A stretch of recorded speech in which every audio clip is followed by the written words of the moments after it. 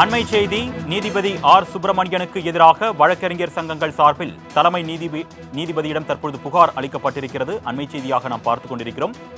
வழக்கறிஞர்கள் சங்கம் சார்பில் தற்பொழுது நீதிபதி ஆர் சுப்பிரமணியனுக்கு எதிராக புகார் அளிக்கப்பட்டிருக்கிறது. அண்மை செய்தியாக பார்த்துக் கொண்டிருக்கிறோம். மூத்த வழக்கறிஞர் பி வில்சனிடம் கண்ணிய குறைவாக நீதிபதி ஆர் சுப்பிரமணியன் செயல்பட்டதாக கூறி அவருக்கு எதிராக தற்பொழுது புகார் அளிக்கப்பட்டிருக்கிறது. அண்மை செய்தியாக பார்த்துக் கொண்டிருக்கிறோம். இது குறித்த கூடுதல் விவரங்களை செய்தியாளர் கிருஷ்ணமூர்த்தி வழங்க நாம் கேட்கலாம். வணக்கம் கிருஷ்ணமூர்த்தி, கூடுதல் விவரங்கள். வணக்கம்.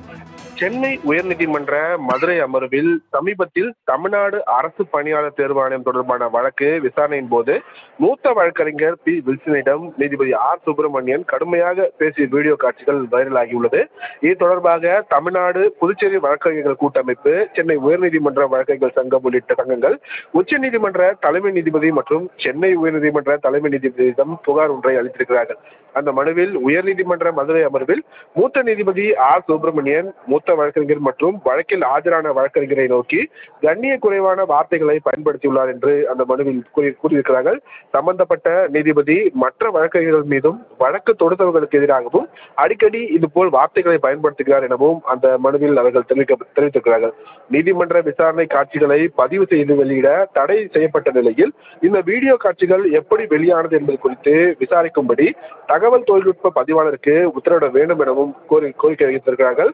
சென்னை உயர்நீதிமன்றத்தில் நடைபெற்ற இந்த சம்பவத்தை சாதாரண மனிதர்கள் பார்த்தால் நீதிமன்றத்தின் மீது அவர்களுக்கு என்ன மாதிரியான எண்ணம் தோன்றும் எனவும் கேள்வி எழுப்பப்பட்டிருக்கிறது. மூத்த நீதிபதியின் இந்த நடத்தை நீதிமன்றமான சென்னை உயர்நீதிமன்ற மாண்பை சிதைக்கும் வகையில் உள்ளது என்றும், நீதிமன்றத்தில் ஆஜராகும் போது வழக்கறிஞர்கள் தங்கள் சுயமரியாதையும் கண்ணியத்தையும் ஏன் தியாகம் செய்ய வேண்டும் எனவும் கேள்வி எழுந்துள்ளது.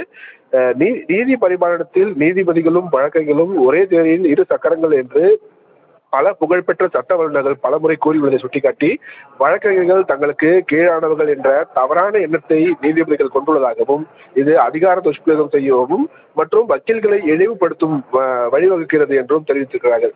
வழக்கறிஞர்கள் கண்ணியத்துடன் நடத்தப்படுவதில்லை என்றும் நீதிபதிகளால் அவமானப்படுத்தப்படுகிறார்கள் என்று நீதி நிர்வாகத்தில் வழக்கறிஞர்களும் இணையானவர்கள் யாரும் உயர்ந்தவர்களோ தாழ்ந்தவர்களோ அல்ல என்பதை மறுத்துவிடக் கூடாது என உச்சநீதிமன்ற நீதிபதி பி ஆர் கவாய் ஒரு நிகழ்ச்சியில் பேசியுள்ளதாகவும் அந்த கடிதத்தில் அவர்கள் சுட்டிக்காட்டியிருக்கிறார்கள். கர்நாடகா உயர்நீதிமன்றத்தின் நீதிபதி பயன்படுத்திய சில வார்த்தைகளுக்கு எதிராக தாமாக முன்வந்து வழக்கை விசாரணைக்கு எடுத்துள்ள உச்சநீதிமன்ற தலைமை நீதிபதி நீதிமன்ற அறைகளில் நீதிபதிகளின் நடத்தைக்கான விதிமுறைகளை உருவாக்குவது குறித்தும் பரிசீலித்து வருவதையும் வரவேற்பதாகவும் அதில் குறிப்பிட்டிருக்கிறார்கள்.